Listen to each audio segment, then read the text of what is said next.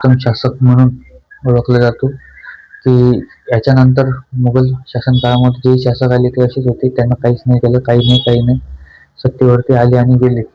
फक्त औरंगजेब हा मुघल सत्तेतील आखरी व सर्वात जास्त प्रदेश व्यापलेले शासन यांनी केलेले आहे. तर बघा, औरंगजेबाचे जे हे होते, औरंगजेब हा एक कट्टर सुन्नी मुस्लिम होता. त्यांनी जे लावलेले जजिया कर किंवा धार्मिक यात्रा कर आणि जे महसूल कर आहे ते एक कडक व सक्तीचे होते. त्यानंतर याचे जे विस्तारवादी धोरण होते, साम्राज्य विस्तारवादी धोरण, हे सुद्धा खूप महत्वाचे आहे. कारण की याचा जो बराचसा वेळ आहे हा दख्खन काबीज करण्यामध्ये गेला. कारण की याला दख्खनमध्ये बघायचं झालं तर प्रामुख्याने आपली मराठा सत्तेची चाललेला याचा संग्राम, याचा झालेला पैसा, याचा समाप्त झालेला पैसा, खाली झालेली तिजोरी हे लक्षात घेता याने जास्त करून लूटमार व अधिकाधिकरित्या कर वसुली सुरू केली. त्या कर वसुलीने सामान्य जनता त्रासलेली होती. तर बघायचं झालं तर औरंगजेब नंतर जे काही शासक आलेले आहेत, याच्यामध्ये कुठलाही शासक असा प्रभावी शासक म्हणून ग्राह्य धरला जात नाही. त्याच्यानंतर आलेला औरंगजेब नंतर आलेला शासक म्हणजे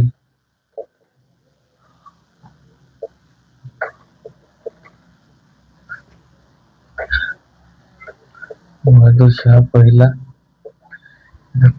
बहादूरशाह पहिला 1707 औरंगजेबच्या मृत्यूनंतर सत्तेवरती आला. 1712 पर्यंत होता.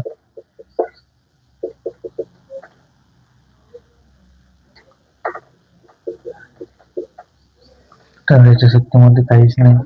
त्याच्यानंतर जो शासक सत्तेवरती आला तो जहांगीर शहाने सुद्धा काहीच केलं नाही. तर बघायचं झालं तर जहांगीर शाह नंतर खुर्रम खान असेल किंवा जे आणखी काही बरेचसे जे मुघल शासक आहेत त्यांनी काहीच केलेलं नाही. आणि जर या मुघल सत्तेत बघायचं झालं तर जो शेवटचा शासक आहे तो म्हणजे बहादूर शाह जफर आहे.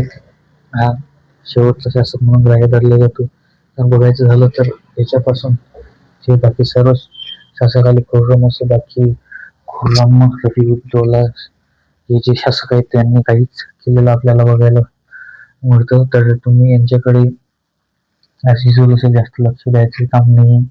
तर बघायचं झालं तर याच्यामध्ये जो एक इम्पॉर्टंट आहे तो म्हणजे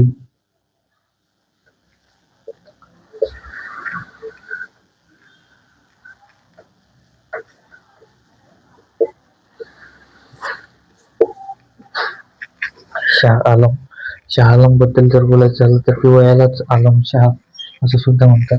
शाह आलम हा जो आहे हा 1759 ते 1805 1759 ते 1806 पर्यंत सत्तेवरती होता.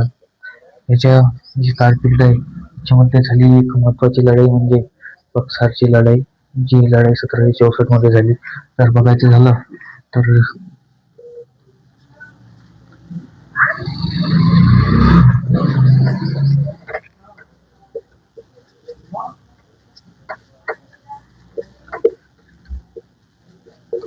ही बक्सारची लढाई आहे 1764. जर बघायचं झालं तर या लढाईमध्ये जे मेन पॉइंट आहे तो म्हणजे ही लढाई इंग्लंडविरुद्ध झालेली लढाई आहे. या लढाईमध्ये जो आहे शाह आलम किंवा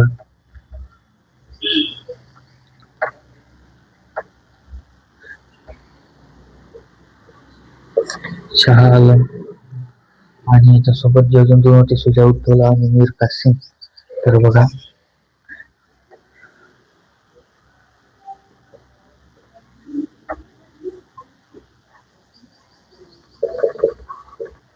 शुजाउद्दौला आणि तिसरा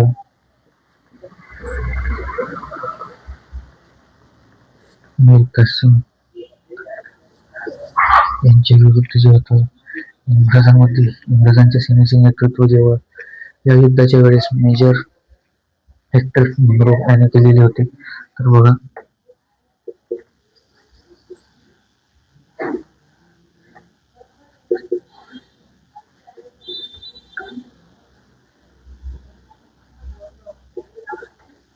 मेजर हेक्टर मुनरो.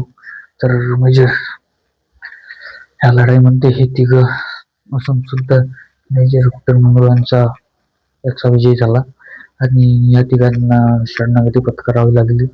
जर बघायचं झालं तर ह्या जी लढाई आहे बक्सरची लढाई, या लढाईपासून भारतात जी इंग्रजांची सत्ता आहे किंवा त्यांचे वर्चस्व आहे ते प्रस्थापित होण्यास सुरुवात झाली. तदनंतर जर बघायचं झालं तर शाह आलम नंतर जो शेवटचा शासक आपल्याला म्हणता येईल. तर बघा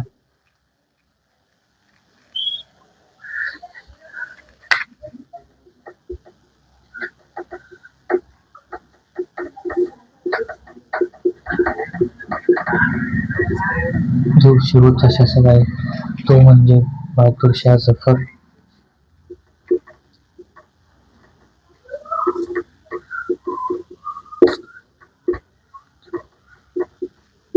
बहादूर शाह जफर जर बघायचं झालं तर बहादूर शाह जफर हा शेवटचा शासक. आणि जर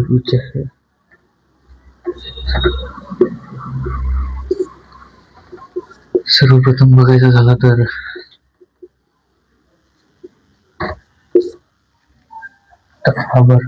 बाबर हाच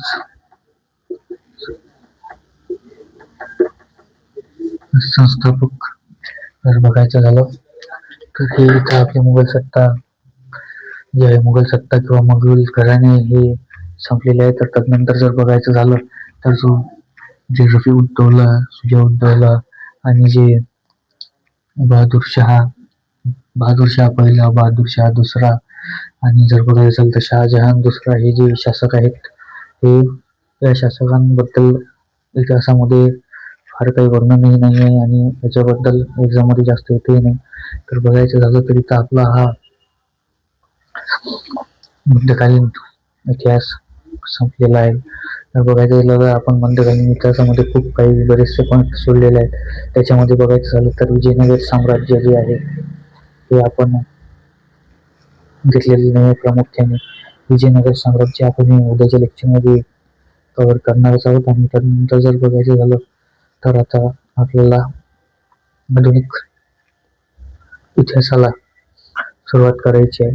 तर आधुनिक इतिहासामध्ये आपण जे आहे ते इंग्रज, पोर्तुगीज, डच, फ्रेंच ज्या कंपन्या आहेत या भारतात कशा आल्या, सर्वप्रथम कोण आले, हे आपण परवाच्या लेक्चरपासून सुरुवात करणार आहोत. तर बघायचं झालं तर हा जो आधुनिक इतिहास आहे, आधुनिक इतिहास संपल्यानंतरच आपल्याला पॉलिटीला सुरुवात करायची आहे. कारण की जेव्हा बघतो आपण जे आलेले कायदे आहेत, भारत सरकारचा कायदा असो, रेग्युलेटिंग कायदा असो किंवा सनदी कायदा असो, या कायद्यांनाच रिलेटेड इतिहास हा आपल्याला जास्त करून आधुनिक भारताच्या इतिहासामध्ये अभ्यासायचा आहे. तर 1857च्या उठावापासून जे प्रामुख्याने चालू होत असलेला जो बघायचं झालं तर याच्याच बहादूर शाह जफर 1857च्या उठावापासूनच जी भारतामध्ये सुरू झाली याला प्रामुख्याने धरले जाते. पण त्याच्या आधीही काही प्रमुख पॉईंट आपल्याला इतिहासाच्या दृष्टीने अभ्यासायचे आहेत. तर बघायचं झालं तर ते पॉईंट म्हणजे असे की इंग्रज भारतात कसे आले, त्यांचे येण्याचे कारण काय, आल्यानंतर त्यांनी त्यांच्या वखारी सर्वप्रथम कुठे प्रस्थापित केल्या, इथे आल्यानंतर त्यांची इथे येण्याचे मुख्य कारण हे सुद्धा आपल्याला अभ्यासायचं असते. त्यामुळे थोडासा जो यांचा जो ओव्हरलॅपिंग पिरियड आहे तो आपल्याला बघणे भाग पडते. आणि तो जर बघायचं झालं तर मध्यकालीन इतिहास हा जास्त काही एक्झाम ओरिएंटेड टॉपिक्सने भरलेला नाही आहे. पण जो आधुनिक इतिहास आहे, आधुनिक इतिहासामध्ये जे खूप सारे महत्त्वाचे पॉईंट आहेत जे आपल्याला बघायचे आहे आणि आपण ते इन डिटेल सुद्धा कव्हर करणार आहोत. कारण की जेवढ्या वेळेस आपला जो हा मध्यकालीन इतिहास कम्प्लीट झाला आहे त्याच्यापेक्षा 2-3 लेक्चर शिल्लक हे आपल्याला लागणारच आहेत. तर ठीक आहे. जय हिंद, जय भारत.